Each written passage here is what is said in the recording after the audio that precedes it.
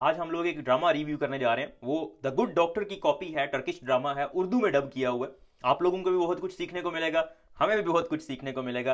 And I try to comment on each and everything that I see, जो मुझे लगता है कि ये मेडिकली सिग्निफिकेंट है और आपको पता होनी चाहिए। यस, कंस्ट्रक्शन हो रही है। वो बोर्ड गिर रहा है, ये नीचे बचा गया। हाँ, बच्चे के ऊपर शीशे गिर गए हैं। ये सीन मैंने देखा हुआ है, लेकिन वो असल वाला द गुड डॉक्टर। हाँ, मुझे भी देखा देखा लग रहा है। एम्बुलेंस को कॉल करें। बिल्कुल, जब भी कोई इस तरह का मामला हो तो हमेशा एम्बुलेंस को पहले कॉल करना होता है। कॉल फॉर हेल्प, एम्बुलेंस को कॉल करो, फिर उसके बाद बाकी काम जो करने हैं वो करो। बिल्कुल। ये डॉक्टर साहब आ गए हैं।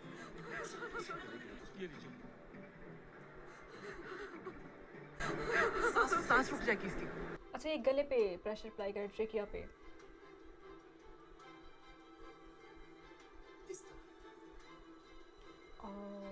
साइड पे। अमेजिंग है ना। वो कह रहा था कि ट्रेकिया पे प्रेशर नहीं डालें, हाँ। क्योंकि ट्रेकिया ये दरमियान में होता है, हवा वाली नाली होती है जहाँ से हवा अंदर फेफड़ों के अंदर जाती है। बच्चों के अंदर क्योंकि ट्रेकिया भी बहुत छोटा होता है और खून की नालियाँ बिल्कुल पास से गुजर रही होती हैं, तो अगर आप खून की नाली को प्रेस करने की कोशिश करते हैं तो ट्रेकिया के ऊपर भी प्रेशर पड़ सकता है। ये दिखाया गया है इसमें। लेकिन जो डॉक्टर होता है उसको ऑलरेडी पता चल जाता है ट्रेकिया कहाँ पे है वैसे हाँ। नॉर्मली। लेकिन दैट्स अ गुड पॉइंट कि आपको यहाँ पे कोशिश करनी चाहिए बहुत ज्यादा प्रेशर दे के कहीं इसको ट्रेकिया को ही ना दबा दें। हाँ, इसी तरह जिन लोगों का जिन लोगों का गला दबाया जाता है, तो दोनों जगहों पे जब ऐसे करके गला दबाएंगे तो यहाँ से दो खून की नालियां होती हैं, एक इस साइड पे एक इस साइड पे, इंटरनल कैरोटिड्स उनको कहते हैं। तो वो दोनों अगर ब्लॉक हो जाए, दिमाग की खून की सप्लाई कम हो जाती है और बंदा बेहोश हो जाता है। इसलिए कभी भी ऐसे पकड़ के दोनों जगह दोनों हाथों से ऐसे पकड़ के किसी को नहीं दबाना चाहिए। मजाक मजाक में अगर कर रहे हैं, अगर कोई बंदा मार रहे हैं तो भी ऐसा नहीं करना हाँ, चाहिए। वैसे इस तरह का जब माहौल होता है ना, तो वो बंदा वैसे स्ट्रेस्ड आउट हो जाता है। तो आपको स्ट्रेस्ड आउट नहीं होना चाहिए, बल्कि आपको ध्यान से काम करना चाहिए, क्योंकि बेसिकली ये अच्छी बात लगी है मुझे कि वो ट्रेकिया को कंप्रेस कर रहा होता है। बिल्कुल, जब इस तरह की सिचुएशन आती है, जब आप देखते हैं कोई बंदा मर रहा है, तो फिर बहुत ज्यादा लोग पैनिक कर जाते हैं, क्योंकि पहले कभी इस तरह का मौका हुआ नहीं होता, कभी देखा नहीं होता, और फिर इस तरह की हरकतें अक्सर हो जाती हैं। इवन ट्रेंड लोगों से भी हो जाती हैं। ये वो प्राइमरी सर्वे कर रहा है पूरी बॉडी का, देख रहा है कि किसी जगह पे कोई ट्रॉमा ना हो, और इसको नजर आ गया। एक्सपोज किए बगैर ही। थोड़ा सा तो किया ना उसने। ये बहुत इंपॉर्टेंट चीज होती है, जब भी किसी को आप देखे कोई शीशा चुभा हुआ है या कोई भी चीज जिस्म के अंदर चुभी हुई है, तो उसको बाहर नहीं निकालना चाहिए। क्यों भला? एयर चली जाती है ना।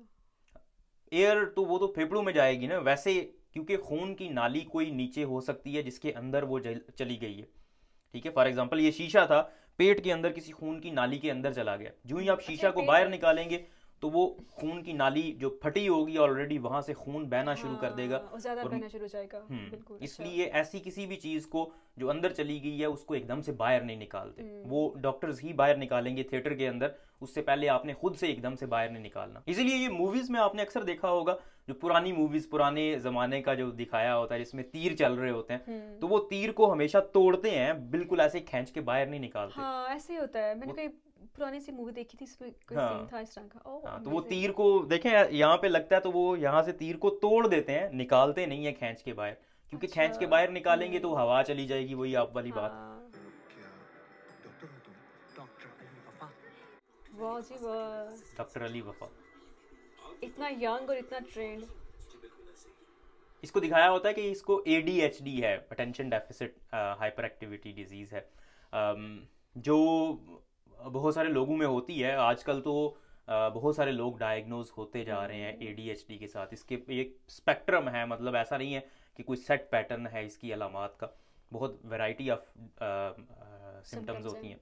अच्छा, इसको नज़र आ रहा है कि इसका एक जो फेफड़ा है वो काम नहीं कर रहा। इसको अब लग रहा है कि फेफड़े के बाहर हवा चली गई और फेफड़ा एक्सपैंड नहीं कर रहा। देखें, जो लंग्स होती हैं उनके अंदर हवा जाती है, लेकिन लंग्स के बाहर जो लाइनिंग होती है, अगर वहां पे भी हवा चली जाए तो फिर फेफड़े अपने आप को एक्सपैंड नहीं कर पाते। इसको नीमोथोरैक्स कहते हैं। नीमोथोरैक्स कहते हैं इसको, यस। और ये कह रहा है कि इस बच्चे को हो गया नीमोथोरैक्स।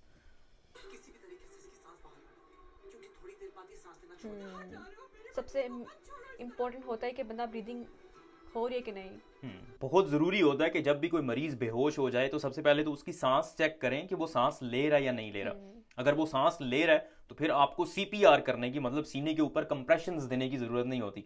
मैंने कुछ वीडियोस देखी हैं सोशल मीडिया पे, बंदा सांस ले रहा होता है, बस वैसे ही बेहोश हुआ होता है, वो ऊपर से चेस्ट कंप्रेशंस देना शुरू हो जाते हैं। ये गलत होता है। जब एक बंदा खुद से सांस ले रहा है, बस बेहोश हुआ है, उसको सीने के ऊपर जोर लगाने की जरूरत आपको बिल्कुल भी नहीं होती।